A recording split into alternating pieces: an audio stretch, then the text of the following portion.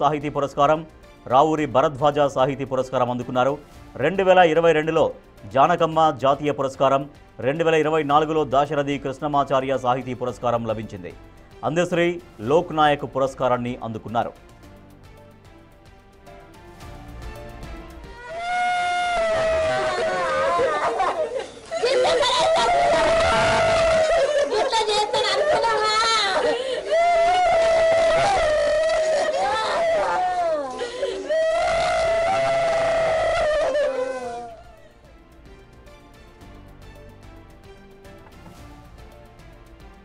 ఈ ఉదయం ప్రఖ్యాత కవి అందశ్రీ కన్నుమూశారు. తెల్లవారుజామున కుటుంబ సభ్యులు లేచి చూసేసరికి ఆల్రెడీ ఆయన కింద పడి ఉన్నారు. అప్పటికప్పుడు వెంటనే ఆసుపత్రికి తరలించారు కుటుంబ సభ్యులు. దీంతో గాంధీ హాస్పిటల్లో వైద్యులు అప్పటికే మరణించారని ధృవీకరించారు. దాదాపుగా ఆయన చనిపోయి కూడా 4-5 గంటలు కావస్తుంది అన్నట్టుగా గాంధీ ఆసుపత్రి వైద్యులు ప్రకటించారు. సో ఒక్కసారిగా అందశ్రీ ఆకస్మికంగా మరణించడంతో యావత్ సాహితీ ప్రపంచం ఒక్కసారిగా దిగ్భ్రాంతికి గురైంది. కవులు, కళాకారులు, గాయకులు, ఇంకా అంత సాహితీ లోకం, ఆయనని అభిమానించేవాళ్ళు, ఆయన సాహిత్యాన్ని ప్రేమించేవాళ్ళు, ఆయన విప్లవ చైతన్యాన్ని, ఆయన నింపినటువంటి స్ఫూర్తిని పొందిన వాళ్ళు ఒక్కసారిగా దిగ్భ్రాంతికి లోనయ్యారు. అందశ్రీ ఇక లేరు అన్నటువంటి నిజాన్ని ఇంతవరకు చాలామంది జీర్ణించుకోలేకపోతున్నారు. సో అందశ్రీ మరణంతో ఒక్కసారిగా సాహితీ లోకం పూర్తిగా మూగబోయిందని చెప్పవచ్చు. ఎందుకంటే ఆయన తెలంగాణ సంబంధించిన వ్యక్తి అయినా, తెలంగాణకు సంబంధించినటువంటి అనేక పాటలు రాసిన, మొత్తం అందరికీ ఉపయోగపడేటువంటి పాటలు, చాలా గొప్ప గొప్ప సాహిత్యాన్ని అందించారు. ఆంధ్రప్రదేశ్లో కూడా అందశ్రీకి అశేషంగా అభిమానులు ఉంటారు. ఎందుకంటే ఆయన పల్లె జీవితాన్ని, ఆయన మనిషి యొక్క జీవితాన్ని వస్తువుగా తీసుకొని ఎన్నో గొప్ప గొప్ప పాటలు రాశారు. తెలుగు వాళ్ళు ఎక్కడున్నా సరే అందశ్రీ పాట వినని వారు ఎవరు ఉండరంటే ఎంత మాత్రం అతిశయోక్తి కాదు. అందశ్రీ ఖచ్చితంగా ప్రతి ఒక్కరిలో ఎంతో కొంత స్ఫూర్తి నింపి ఉంటారు. ఎందుకంటే ఆయన ఒక ప్రజాకవిగా పేరొందారు, ప్రకృతి కవిగా పేరు పొందారు. అంటే ప్రకృతి పైన ఎక్కువగా ఆయన పాటలు రాశారు. ప్రజల యొక్క జీవన విధానం పైన, పల్లెల్లో ఉండేటువంటి అనుబంధాలపైన ఆయన ఎన్నో అశేషంగా పాటలు రాశారు. సో సినిమాల్లో కూడా అద్భుతంగా పాటలు రాశారు.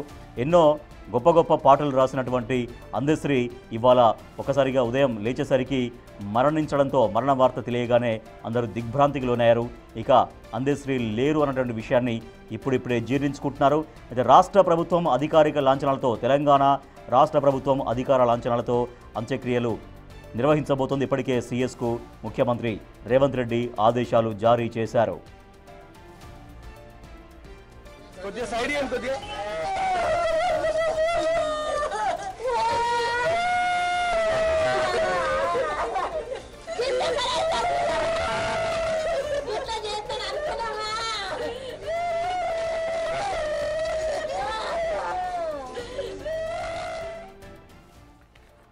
ప్రఖ్యాత కవి అందశ్రీ అస్తమించారు. గాంధీ ఆసుపత్రి నుంచి భౌతికాయాన్ని తరలించారు. మా ప్రతినిధి అనిల్ మరింత సమాచారం అందిస్తారు. అనిల్, భౌతికాయాన్ని తరలించారు, ఎంతసేపు అవుతుంది? సో దాంతోపాటుగా అంత్యక్రియలు ఎక్కడ చేయబోతున్నారు? ఎస్ రాజేష్, కొద్దిసేపటి క్రితమే ప్రముఖ రచయిత కవి మృతదేహాన్ని, అందశ్రీ మృతదేహాన్ని అయితే లాలాపేటలోని తన నివాస వద్దనికి అయితే తీసుకెళ్లారని చెప్పాలి. ముఖ్యంగా ఆయనకు సంబంధించి ఈరోజు ఉదయం 7:20 ఒక్కసారిగా కుప్పకూలిపోవడం, ఆ తర్వాత 7:20 గాంధీ హాస్పిటల్కి అయితే తీసుకురావడం జరిగింది వాళ్ళ కుటుంబ సభ్యులు.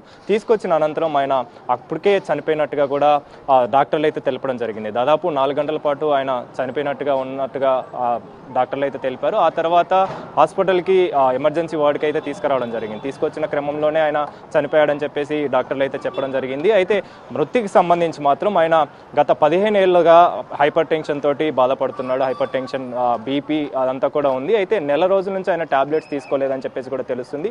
తీసుకునే క్రమంలోనే ఆయనకు సంబంధించి ఈ మధ్య అంటే 2-3 డేస్ నుంచి ఆయనకు సంబంధించి డిస్కంఫర్ట్గా ఉండడం, అంటే ముఖ్యంగా గుండెలో సమస్య రావడం, గుండె నొప్పిగా రావడం కూడా వచ్చిందని చెప్పేసి కూడా డాక్టర్లు తెలిపారు. అయితే వచ్చిన క్రమంలోనే ఆయన నెగ్లిజెన్సీ ఒకటి, అదేవిధంగా డాక్టర్ని సంప్రదించకపోవడంతో ఆయన మృతి చెందడం జరిగినట్టుగా డాక్టర్లు అయితే తెలపడం జరిగింది. ముఖ్యంగా ఈ సంఘటన విన్న ప్రతి ఒక్కరు కూడా, అంటే ఆయన లేరు అని విన్న ప్రతి ఒక్కరు కూడా ప్రజెంట్ అయితే దిగ్భ్రాంతి వ్యక్తం చేస్తున్నారని చెప్పాలి. ముఖ్యంగా 15 ఏళ్ల నుంచి హైపర్ టెన్షన్ తోటి బాధపడుతున్న ఆయన దానికి సంబంధించి నెల రోజుల నుంచి టాబ్లెట్స్ తీసుకోకపోవడం, ఆ తర్వాత ఆయనకి గుండె సంబంధిత సమస్య రావడం, 2-3 రోజుల నుంచి సమస్య వచ్చినా కూడా అది పట్టించుకోకపోవడంతో ఆయన మృతి చెందినట్టుగా అయితే డాక్టర్లు తెలిపారు. తెలిపారు. డాక్టర్లు తెలిపిన వివరాల ప్రకారం ఈరోజు ఉదయం సమయంలో 7:20 హాస్పిటల్కి తీసుకురావడం జరిగింది కుటుంబ సభ్యులు. అంటే ఇంట్లో బాత్రూమ్ వద్ద ఒక్కసారిగా పడిపోయాడు, కుప్పకూలి పడిపోయాడు అని చెప్పేసి కూడా కుటుంబ సభ్యుల నుంచి మనకు అందుతున్న సమాచారం. అంటే రాత్రి భోజనం చేశారు, భోజనం చేసిన అనంతరం నార్మల్గానే వెళ్ళి పడుకున్నారు ఆయన బెడ్రూమ్లో. పడుకున్న తర్వాత కుటుంబ సభ్యులు ఉదయాన్నే లేచి వచ్చి చూసేసరికి ఒక్కసారిగా ఆయన కుప్పకూలి పడిపోయాడని చెప్పేసి కూడా తెలుస్తుంది. పడిపోయిన క్రమంలోనే అక్కడే ఆయన బ్రాడ్ డెడ్గా కూడా అయినట్టుగా కూడా అది డాక్టర్లు అయితే తెలపడం జరిగింది. తెలిపిన క్రమంలోనే 7:20 హాస్పిటల్కి తీసుకురావడం, అప్పటికే ఆయన చనిపోయారని చెప్పేసి డాక్టర్లు అయితే తెలిపారు. తెలిపిన తర్వాత కొద్దిసేపటి క్రితమే ఆయన మృతదేహాన్ని అయితే లాలాపేటలోని వినోబా నగర్కి అయితే తరలించారు. తరలించిన అనంతరం ఆయన సందర్శనార్థం అని చెప్పేసి ఈరోజు సాయంత్రం వరకు కూడా ఆయనకు సంబంధించి ఆయన పార్థివ దేహాన్ని చూసేందుకు గాను, అదేవిధంగా ప్రతి ఒక్కరు కూడా వస్తారు కాబట్టి ముఖ్యంగా అందశ్రీ లాంటి వ్యక్తి, అందశ్రీ లాంటి కవి, రచయిత మరోసారి ఇంకా రారు పుట్టరు అని చెప్పేసి కూడా ప్రతి ఒక్కరు కూడా దిగ్భ్రాంతి వ్యక్తం చేస్తున్న పరిస్థితి మనకు కనిపిస్తుంది.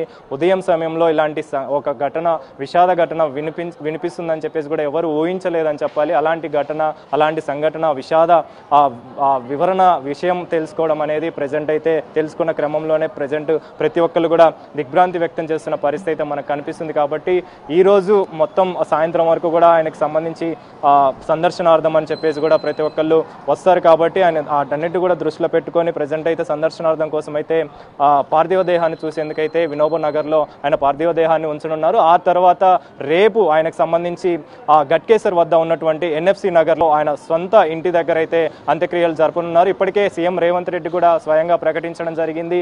పోలీసుల అధికారుల లాంఛనాలతోటి ఆయనకి అంత్యక్రియలు జరగాలని చెప్పేసి కూడా ఆదేశించారు. కాబట్టి అధికారుల లాంఛనాలతోటి, పోలీసుల లాంఛనాలతోటి ఇవన్నీ కూడా జరగనున్నాయి. ముఖ్యంగా అందశ్రీ లాంటి వ్యక్తి, కవి లేకపోవడం అనేది తీరని లోటుగా రాష్ట్ర వ్యాప్తంగా ఉన్నటువంటి ఆయన అభిమానులు కావచ్చు, ఆయన ఇష్టపడే వాళ్ళు కావచ్చు, రాజకీయ నాయకులు కావచ్చు, ప్రతి ఒక్కరు కూడా దిగ్భ్రాంతి వ్యక్తం చేస్తున్న పరిస్థితి మనకు కనిపిస్తుంది. ముఖ్యంగా జయ జయ హే తెలంగాణ పాటకు సంబంధించి కావచ్చు, అధికార పాట, తెలంగాణ రాష్ట్ర గీతంగా కూడా ఆయన రచించిన పాట కావడంతో అలాంటి పాట రచించినటువంటి వ్యక్తి అందశ్రీ లేకపోవడం, ప్రకృతి కవి అని కూడా ఆయనని పిలుస్తుంటారు కాబట్టి అలాంటి వ్యక్తి లేకపోవడం అని చెప్పేసి తీరని లోటుగా ప్రతి ఒక్కరు కూడా బాధపడుతున్న పరిస్థితి మనకు కనిపిస్తుంది. విషాద ఛాయలో ప్రతి ఒక్కరు కూడా మునిగిపోయారని చెప్పాలి. ముఖ్యంగా ఇలాంటి రోజు ఒకటి వస్తుందని చెప్పేసి కూడా ఎవరు ఊహించలేదు.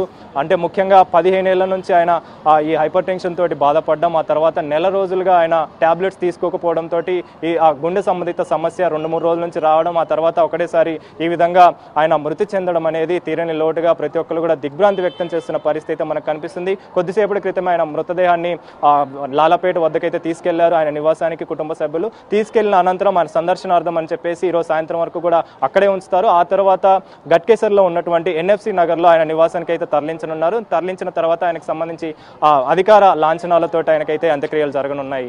Rajesh. Right, thank you Anil. ఈ ఉదయం ప్రఖ్యాత కవి, ప్రజాకవి, ప్రకృతి కవి అందశ్రీ అస్తమించారు. తెల్లవారుతుండగానే ఆయన అస్తమించారు. ఇప్పటికే ఆయన కుటుంబ సభ్యులు తీవ్రంగా రోధిస్తున్నారు. ఇప్పటికే ఆయన పార్థివ దేహాన్ని అక్కడికి తన స్వగృహానికి తరలించారు. ప్రొఫెసర్ కోదండరామ్ వచ్చారు మృతదేహానికి నివాళులర్పించడం కోసం, వారి కుటుంబ సభ్యులు ఓదార్చడం కోసం ప్రొఫెసర్ కోదండరామ్ వచ్చారు. ఇప్పటికే ఇంకా అందరూ తరలి వస్తున్నారు. ఒక్కసారిగా ఈ ఉదయం తెల్లవారుతుండగానే ఈ వార్త విని అందరూ దిగ్భ్రాంతికి లోనయ్యారు. కవులు, కళాకారులు, గాయకులు, అభిమానులు అందరూ కూడా అందశ్రీ మరణ వార్త విని ఒక్కసారిగా షాక్కు గురయ్యారు. సో ఇప్పుడిప్పుడే ఇంకా అందశ్రీ లేరు అనేటువంటి విషయాన్ని జీర్ణించుకుంటూ అందశ్రీకి కడసారి నివాళులు అర్పించేందుకు వారి గృహానికి రాబోతున్నారు అందరూ. ఇప్పటికే ప్రొఫెసర్ కోదండరామ్ కూడా వచ్చినట్టుగా మనం విజువల్స్లో చూస్తున్నాం.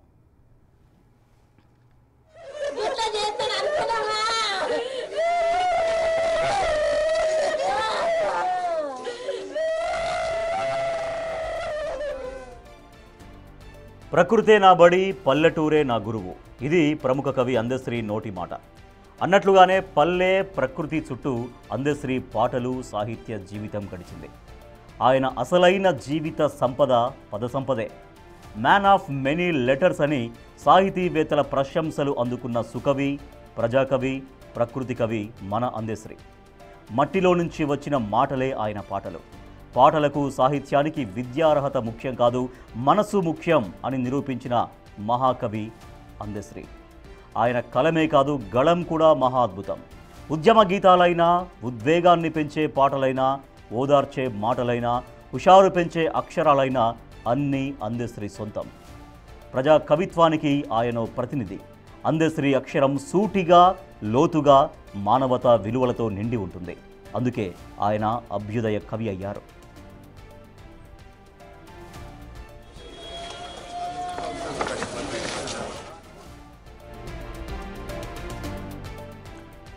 పెద్దగా చదువు లేకపోయినా తన సహజ ప్రతిభతో సాహిత్య రంగంలో శిఖరాగ్రాణం నిలిచారు. తన కవితలు, పాటల ద్వారా తెలంగాణ రైతు, కార్మిక, పేద ప్రజల మనోగతాన్ని ప్రతిబింబిస్తూ ప్రజాకవి పాత్ర పోషించారు. తెలంగాణ ఉద్యమంలో ఆయన పాత్ర మరువలేనిది. జయ జయ హే తెలంగాణ అన్న, జై బోలో తెలంగాణ అంటూ స్వరాష్ట్ర కాంక్షను రగిలించి తెలంగాణ ఆత్మగౌరవాన్ని జ్వలింపజేయడంలో ఆయనకు ఆయనే సాటి. తన పాటల ద్వారా సామాజిక న్యాయం, స్వాభిమానాన్ని చాటి చెప్పిన మహా మనిషి అందశ్రీ. ఆయన పాట రాశారంటే ఒక తెలియని ఉత్సాహం, భవిష్యత్తుపై ఆశ కనిపిస్తాయి.